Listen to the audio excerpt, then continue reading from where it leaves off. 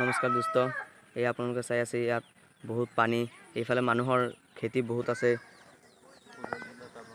ইয়াত মানে হোজাই, এইটো জাগাৰ নাম হোজাই জিলা ডাবলং, লংকাপুৰ ডাবলং। ইয়াত এইফালে মানে কালি আবেলি 3 বজাত পানী নাছিলে, কিন্তু ৰাতিৰ পৰা পানীটো ইমান স্পীডত বাঢ়ি আছে। কিন্তু মানে আজি ৰাতিপুৱা 6টা বজাৰ পৰা ইয়াৰ পৰা পানী বহুত আহি গ'ল, মানে বহুত স্পীডত বাঢ়ি আছে। কিন্তু মানুহৰ ঘৰত পুৰা পানী, মানুহক ঘৰ সাৰিবলগীয়া হৈছে।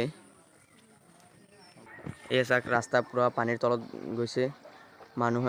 মানুহৰ বস্তুখিনি ওখ ঠাইলৈ লৈ গৈ আছে। মানুহৰ ঘৰৰ ভিতৰত পানী আছে।